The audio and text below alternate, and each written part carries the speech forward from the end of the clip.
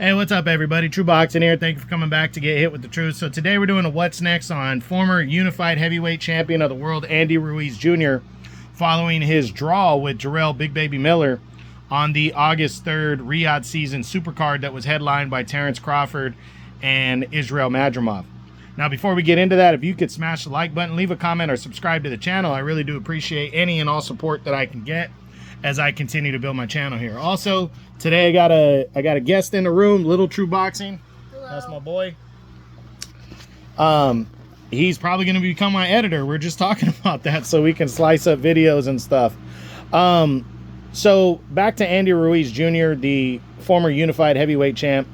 He returned after a 2-year layoff, and I'll be honest, I mean, I thought he lost the fight, but the fight was close, and Ruiz still has the fast hands. He once he gets on the inside, he still has those quick hands. He can land those quick counter shots.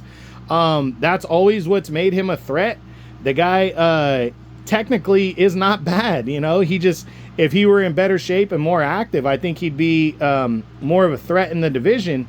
And this was a solid performance because he didn't lose. That's the thing is, beating Jarrell Miller, he was the favorite on paper, but not losing the fight. Because I think there was a lot of people like me that picked Jarrell Miller to beat him, quote unquote, pull off the upset, even though I wouldn't think that was a big upset.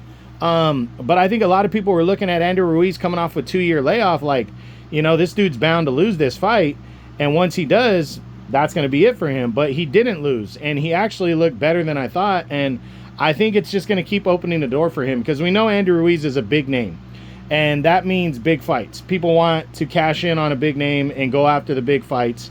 And in the heavyweight division, it's fucking on fire right now. I mean, the heavyweight division is just stacked. It's badass.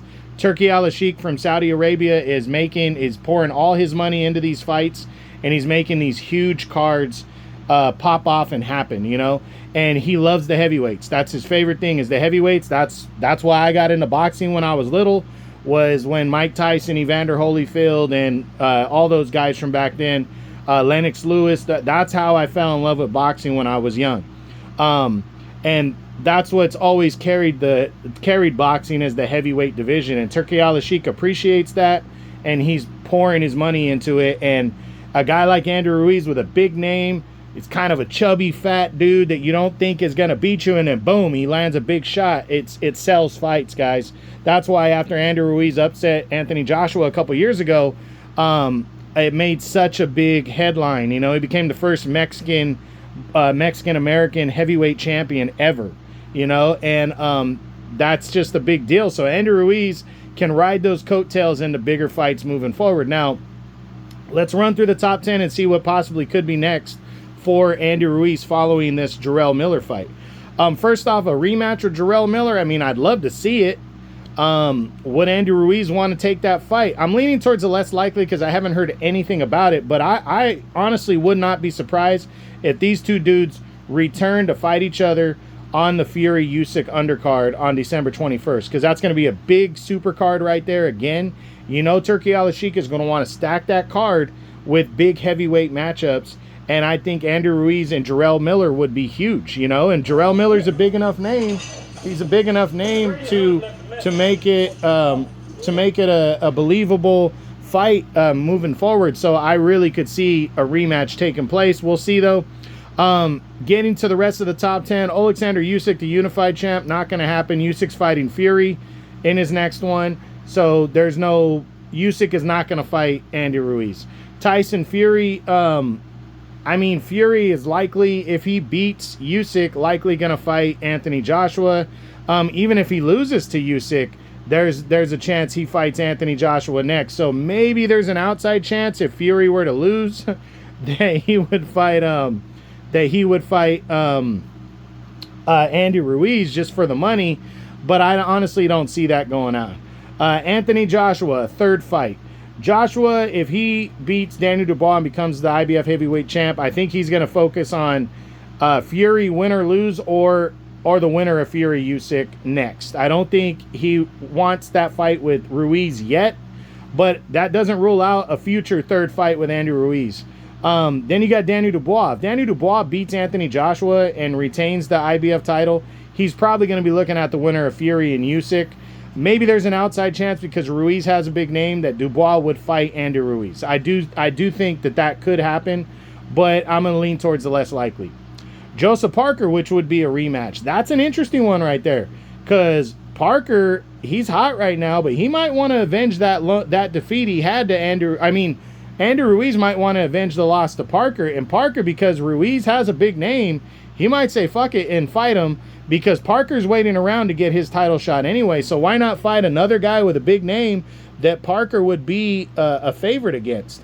You know, and they could probably get the fight going for the December 21st card anyways. So I think that one might make sense if Parker doesn't get Zhilei Zhang in a rematch or somebody like that, because Andrew Ruiz has a big name. It would sell because it's a rematch. It would sell. So I'm not going to say that's the front runner, but I do think it's a possibility.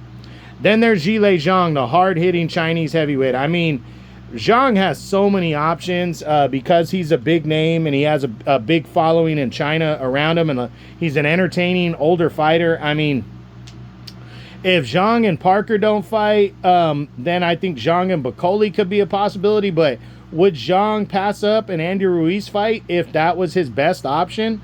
I don't think he would, man, because Andy Ruiz is a big name, and I think Zhang would love to take the opportunity to try to be the first guy to knock Andrew Ruiz out. So I think that's definitely a possibility. Then you got Filip Hrgović. Hrgović is coming off the loss to Dubois. I'm not sure Hrgović would want the fight so much, but I really don't think Andrew Ruiz would want to fight Hrgović coming off of a loss. So I don't see that one. Joe Joyce, I mean, it's one of those fights where, like, what's the point? He's coming off the loss to Jarek Chisora. So I'm not sure Ruiz would want to even take that risk against a heavy-handed puncher like Joyce coming off of a loss. Then there's Ajit Caballel. I mean, I think it's a bad matchup for Andy Ruiz personally, so I think he would stay away from it. Caballel, not a huge name, but he is a heavyweight that's hot right now, so maybe, but I don't think Ruiz would want the fight. Then there's Jared Anderson coming off the loss to Martin Bakole. I don't think Ruiz and Anderson will come together for this fight. Other fights, Deontay Wilder. I mean, maybe Wilder would be like, hey, let's fucking make this fight happen finally. It's a big-time fight, crossroads fight. Let's do it. Because of the money aspect of it, I think Andrew Ruiz would be interested in a fight with Wilder because that brings so much money. I think it'd be more believable now that Ruiz would pull off the victory because Wilder's coming off of back-to-back losses. So maybe he would take that fight. And Wilder has made it clear that he's not retiring. So that is a possibility. Then you got Martin Bakole coming off the big win over Anderson. Not sure that Ruiz would want to fight a guy like Bakole. Not a huge name, but he is coming off a major win. They were on the same card. Maybe Ruiz takes that challenge, but I think Ruiz is probably going to lean more towards a bigger name. Then Michael Hunter, I don't think he's a big enough name for Ruiz. F.A. Ajagba, not seeing it. Lenny Arpero, not seeing it. And Mike Perez, I'm not seeing that one either. Excuse me. So for Andrew Ruiz Jr., I mean, he's got a boatload of options. He can fight a lot of guys, and he's going to come in as the A-side in a lot of those fights. The fight would have to make sense for him, and I really believe there's a boatload of options. Like I said, I think Deontay Wilder's an option. I wouldn't be surprised if a rematch with Joseph Parker happened. I wouldn't be surprised if a rematch with Jarrell Miller happened. Zhilei Zhang. Derek Chisora could be an option coming off of that victory. Chisora might say fuck it and want to fight Andy Ruiz. So Ruiz has a lot of options. The thing is I do think we're going to see him in a big fight next. Absolutely, for sure. And I really would not be surprised if he returns on that December 21st super card. He did have that pretty bad injury, though, it was one of his arms right there, or his hands. That's probably going to keep him out. So you know what? I'm actually going to recant what I just said. I don't think he's going to return on that big card because of the hand injury that he suffered. But I wouldn't be surprised if we see him back, say, in like March, April area. And I think once the heavyweight division kind of plays itself out in between now and then, and with how active the heavyweights have been in between now and then, I think there's a lot of options there for Andy Ruiz. So we'll see what happens, but that's it. That's what I got.